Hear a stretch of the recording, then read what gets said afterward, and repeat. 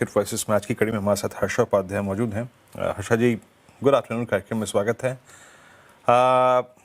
शायद आपसे जब ये बातचीत हो रही है तो उपलक्ष्य और एक इवेंट जो नज़दीक खड़ा है वो है होली, और स्क्रीन देखकर समझ में आ रहा है कि होली नज़दीक है। लाल हरा, बट दिक्कत की बात है कि लाल रंग ज़्यादा हावी है।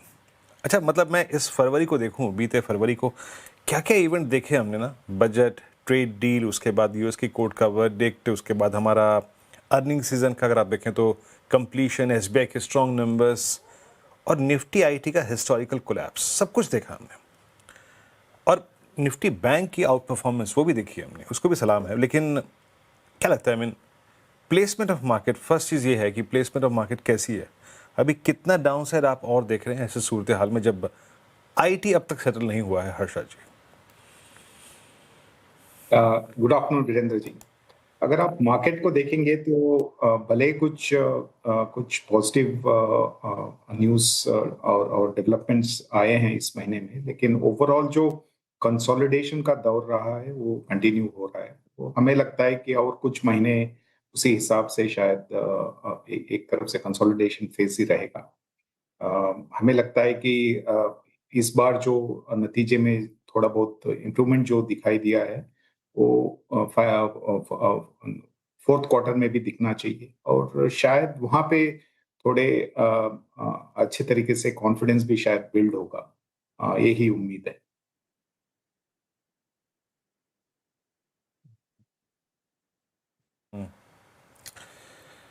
ओके। देवदास का गाना बच गया था बीच में, माफ़ी चाहेंगे उसके लिए। लेकिन एक काम करते हैं, आगे बढ़ते हैं। ये प्लेसमेंट ऑफ मार्केट की बात थी। अच्छा, अब आते हैं परफॉर्मेंस, जहाँ पे बहुत स्ट्रांग थी उसमें अगर आप देखें बैंक्स सबसे ऊपर थे, पीएसयू बैंक लीड कर रहे थे। और हिस्टोरिकली मैं तो देखिए, जब से इस बाज़ार में हूँ, हम अपॉर्चुनिटीज़ को तलाशते हैं कि कहाँ पर अपॉर्चुनिटीज़। पीएसयू बैंक्स अभी भी बहुत स्ट्रांग हैं, अभी भी ऑल टाइम हाई पे ट्रेड कर रहे हैं, मल्टी ईयर हाई पे ट्रेड कर रहे हैं, डेकेड हाई पे ट्रेड कर रहे हैं। But what about the under performance of private banks, इसको कैसे टैकल करना है? और अब क्या थोड़ा सा बैंकिंग में ही अपने पोर्टफोलियो को थोड़ा शफल करें क्या, considering risk reward ratio? Is this time to focus towards private banks? Virendra ji, अगर आप प्राइवेट बैंक्स को देखें तो पिछले 12 महीने में एक बड़ा सा नेगेटिव था, जो था कि आरबीआई का इंटरेस्ट रेट कट करने का एक जो दौर था वो कंटिन्यू हो रहा था। 125 बेसिस पॉइंट्स का रेपो रेट कट्स हमें देखने को मिला था। तो इसमें क्या होता है, आपके लेंडिंग रेट्स तो बहुत फास्ट रीसेट हो जाते हैं, लेकिन डिपॉजिट साइड में इतने जल्दी और इतने एक्सटेंड तक वो रिप्राइस होना मुश्किल होता है। तो इसी कारण से प्राइवेट बैंक्स में जो नेट इंटरेस्ट मार्जिन्स का जो कंप्रेशन हुआ था वो इसी कारण से हुआ था, और उसी के वजह से मोस्ट ऑफ द जो प्राइवेट बैंक्स थे वो इतने अच्छे नहीं किए। भले वो आउट परफॉर्म किए, लेकिन पब्लिक सेक्टर बैंक्स के जितना बेहतर नहीं किए।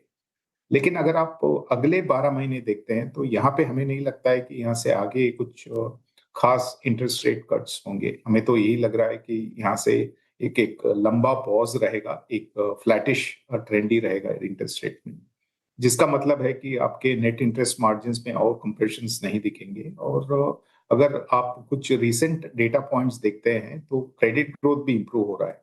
तो ये सिचुएशन अभी वैसा है जहाँ पे आपके क्रेडिट ग्रोथ बढ़ते जा रहा है और थोड़ा इंप्रूवमेंट कंटिन्यू भी होना चाहिए, और मार्जिन्स पे कुछ खास नेगेटिव इम्पैक्ट नहीं रहेगा। एक एक तरफ से स्टेबिलिटी आना चाहिए, और एज वी ऑल नो वहाँ पे एसेट क्वालिटी का कोई भी नेगेटिव्स हाँ, नहीं है कोई भी सेक्टर में।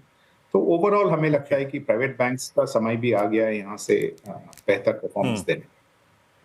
ओके, इस बीच में थोड़ा सा विषय के को मोड़ूंगा, यहाँ पे चर्चा के विषय को मोड़ूंगा। निफ्टी को लेके आइए एक बार। और जो अभी कुछ देर पहले हम नूपुर से बात कर रहे थे दैट एमएससीआई एडजस्टमेंट्स का इम्पैक्ट, वो इम्पैक्ट देखिए ये प्रेडिक्टेबल नहीं है। ये कैसे होगा ये नहीं मालूम, बट सडनली निफ्टी ने 100 पॉइंट गवा दिए हैं। जब मैंने हर्षा जी से बातचीत शुरू करी थी, जब हर्षा जी से बात शुरू हुई थी, लेवल था 25295 का, और हमने मात्र 5 मिनटों के अंतराल में, 7 मिनटों के अंतराल में लगभग 100 पॉइंट वहां से खो दिया। That's completely that impact of जो वो आखिरी के आधे घंटे में होनी थी, और क्योंकि 3-3 हो चुके हैं तो वो प्राइस डैमेज स्क्रीन पे विजिबल है। बट याद रखिएगा, ये बहुत ही पेसी मूव आते हैं, ये जो एडजस्टमेंट होती है ना जब, तो ये बहुत पेसी मूव आते हैं, तो थोड़ा सा संभल के देख कर। Shreya please.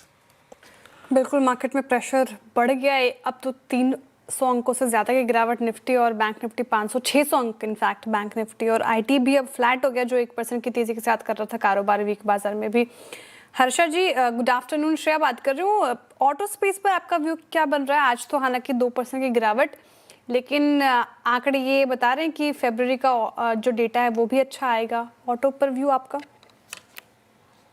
Good afternoon Shreya. बिल्कुल, अगर आप रिसेंट कुछ वॉल्यूम ट्रेंड्स देखेंगे, फरवरी का हो या पिछले कुछ महीनों का, तो डेफिनेटली यहाँ पे एक तरफ से वॉल्यूम ग्रोथ का ट्रेंड्स बहुत स्ट्रांग है, डिमांड रिवाइवल हुआ है। और ये एक दो महीने की बात नहीं है और एक दो सब सेगमेंट्स की बात नहीं है। अगर आप ऑटोमोबाइल सेक्टर को देखेंगे, हर एक सब सेगमेंट में, टू व्हीलर हो, पैसेंजर कार्स हो, कमर्शियल व्हीकल्स हो, ट्रैक्टर्स हो, सभी क्षेत्रों में आपको एक तरफ से डिमांड रिवाइवल दिखाई दे रहा है। तो हमें लगता है कि ये एक तरफ से नया साइकिल, अप साइकिल स्टार्ट हुआ है। तो यहाँ पे एक तरह से जो आउट परफॉर्मेंस है ऑटो कंपनीज का, वो कंटिन्यू होना चाहिए। ये जो रोज के जो वोलेटिलिटी होता है या शॉर्ट टर्म वोलेटिलिटी जो होता है, उसको समझना बहुत मुश्किल है। लेकिन अगर आप यहाँ पे निवेश करके इस क्षेत्र में निवेश करके आप होल्ड करते हैं, तो जरूर यहाँ पे वेल्थ क्रिएट होना चाहिए। ओके हर्षा जी, Q3 रिजल्ट के बाद कहीं लगा आपको कि फुल फ्लेज रिकवरी है और यहाँ पर स्ट्रेंथ है, तो आपने एक्सपोजर बढ़ाया हो Q3 रिजल्ट के बाद स्पेशली? डेफिनेटली कुछ सेगमेंट्स में हमारा एक्सपोजर थोड़ा बहुत एनहांस हुआ है, जैसे कि banking and financial services, auto sector में भी थोड़ा बहुत पोजीशंस इंक्रीज हुए हैं। सीमेंट सेक्टर हमें लगता है कि काफी अच्छा वॉल्यूम ग्रोथ इस तिमाही में देना चाहिए, तो वहां पे भी कुछ पोजीशंस बढ़ाए हैं। तो ओवरऑल अभी भी ऐसा समय नहीं आया जहां पे बहुत ज्यादा डिस्पर्शन आएगा आपके सेक्टोरल मूवमेंट्स को लेते हुए। बट जरूर जो इम्प्रूवमेंट का एक्सपेक्टेशंस है, उस हिसाब से हमें लगता है कि कुछ सेक्टर्स में अर्निंग्स का स्ट्रेंथ है और फर्दर इम्प्रूवमेंट का भी एक्सपेक्टेशंस है। और वहीं पे 3-4 सेक्टर्स में हम थोड़े बहुत पोजीशंस बढ़ाए हैं। अच्छा हर्षा जी, एक बात मैं आपसे पूछना चाहता हूँ। अभी की भी निफ्टी की गिरावट को देखिए आप, और ये 3-4 दिन पहले भी हुआ, 2 इंस्टेंसेस में हो चुका है कि बाजार ऐसा नहीं है कि बहुत बड़ी सेलिंग फिगर पे गिर रहा है, बाजार बहुत लो सेलिंग के फिगर पे भी गिर रहा है। एक दिन मात्र मेरे ख्याल से 700 करोड़ रुपए की सेलिंग थी। निफ्टी कोलैप्स कैसे हुआ? Simply means lack of buyers and huge impact cost इस बाजार के कोलैप्स होने का बड़ा कारण है। क्या फंड्स में पैसे का भाव थोड़ा सा कम हो रहा है, मतलब प्रभाव कम हो रहा है? और दूसरी बात यह है कि क्या अब लोकल फंड्स भी बहुत सिलेक्टिव हैं और किसी बड़े डाउनसाइड को देखते हुए लैक ऑफ बाइंग उनकी तरफ से भी हो रही है? ऐसा सेंस मिल रहा है क्या आपको? क्या मतलब ये टेक्निकली विजिबल है स्क्रीन पर? देखिए, जो एंड इन्वेस्टर्स का जो इन्फ्लोस है, उसमें तो कोई बहुत बड़ा डिफरेंशियल ट्रेंड्स दिखाई नहीं दे रहे हैं। तो जरूर कुछ ऊपर नीचे होते हैं, बट लेकिन ब्रॉड ट्रेंड जो है वो अभी भी बहुत ही स्ट्रॉन्ग ट्रेंड्स हैं इन्फ्लोस के। तो उस हिसाब से हमें नहीं लगता है कि डोमेस्टिक म्यूचुअल फंड्स में अप्रोच में कोई बहुत बड़ा चेंज हुआ है। लेकिन हो सकता है कि ये हर एक का साइकोलॉजी एक एक तरफ से अलग तरह से काम कर सकता है। अगर किसी को लगता है कि ये करेक्शन का दौर चल रहा है, तो हो सकता है कि बाइंग इंटेंसिटी जो है वो थोड़ा ग्रेजुअल हो सकता है, या अगर आप कुछ सेल करना चाह रहे हैं तो शायद आप थोड़ा जल्दी उसको बेच देते हैं। ये सब होने का चांसेस है, लेकिन ऐसे नहीं लग रहा है कि जो एंड इन्वेस्टर्स का मूड बदल गया है और उसके वजह से आगे कुछ महीनों तक इसी तरफ से ट्रेंड रहेगा, वो वैसा तो नहीं लग रहा है। जो इन्फ्लोस के ट्रेंड्स हैं वो आप भी देख रहे हैं, बहुत ही सस्टेनेबल और स्ट्रॉन्ग ट्रेंड्स हैं। बट ये जो है ना, ये जो स्क्रीन पे भी हुआ है, that's called lack of buying completely. अगर आप देखें क्रैक, मात्र अगर आप देखें 10 मिनटों के अंतराल में, 10 मिनट भी नहीं होगा हार्डली, 150 पॉइंट निफ्टी ट्रेस हो चुका है। We are a day low. और सो एज निफ्टी बैंक भी क्रैक हुआ, निफ्टी बैंक ने भी 60-500 की ट्रेजेक्टरी को, यानी फाइनली अगर निफ्टी बैंक 60-500 पे क्लोज होता है तो याद रखिएगा this will be A close below 20 day after 4 Feb. 4 फरवरी के बाद पहली बार ऐसा कोलैप्स होगा। बट हर्षा जी, कुछ पॉकेट्स हाइडिंग पॉकेट्स, या फिर अगर मैं शब्द को अपने चेंज कर दूं तो ये मैं कह सकता हूं कि रिलेटिव स्ट्रेंथ, वो आप लोग को कहाँ नज़र आ रही है? जहाँ पे जो लोग इक्विटी की तरफ ही कमिटेड रहना चाहते हैं, स्टॉक स्पेसिफिक सिलेक्शन करके आगे बढ़ते हैं, रिलेटिव स्ट्रेंथ कहाँ नज़र आ रही है आपको? देखिए, अभी भले 2 ट्रेड डील साइन हुए हैं, लेकिन अभी भी लोगों को बहुत ज़्यादा कंफर्ट एक्सपोर्ट नेम्स पे नहीं है। हमें भी अभी भी लग रहा है कि लोगों का ज़्यादातर इंटरेस्ट डोमेस्टिक बिज़नेसेस पे है, जहाँ पे एक तरफ से ग्रोथ रेज़िलिएंट है और दूसरी जगह काफ़ी कुछ सेगमेंट्स में वॉल्यूम ग्रोथ भी ठीक-ठाक नज़र आ रहा है। तो ओवरऑल आई थिंक लोगों का ज्यादातर इंटरेस्ट अभी भी हमें लगता है कि डोमेस्टिक सेगमेंट्स में ही रहेगा।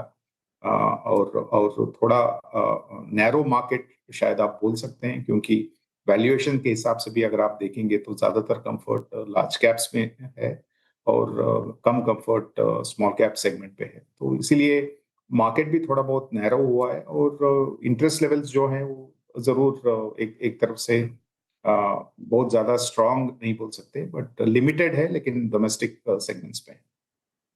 ओके, हर्षद जी, ये भारतीय एयरटेल पर क्या व्यू होगा आपका? एनबीएफसीज में इसकी एंट्री को लेकर जो खबरें आई वो बाजार को भाई नहीं, 3% डाउन है आज के सेशन में और पिछले कुछ सत्रों से देख रहे हैं काफी कमजोर।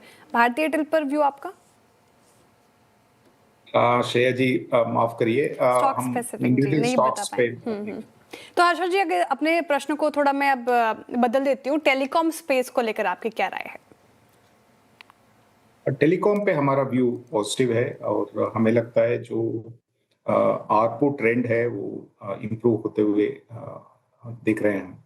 अगले कुछ तिमाही में शायद हो सकता है और एक राउंड का प्राइस इंक्रीजेस भी शायद देखने को मिलेगा। अगर वो नहीं भी होता है तो एक तरफ से जो स्केल का बेनिफिट है वो टेलीकॉम सेक्टर को ऑलरेडी मिल रहा है और वो कंटिन्यू भी होना चाहिए। तो ओवरऑल टेलीकॉम सेक्टर पे अपना व्यू पॉजिटिव है। पॉजिटिव है टेलीकॉम स्पेस को लेकर। बहुत शुक्रिया हर्षद जी आज हमारे साथ जुड़ने के लिए, तमाम सवालों के जवाब देने के थैंक लिए, यू। और सीएनबीसी आवाज के तरफ से आपको होली की बहुत बहुत शुभकामनाएं।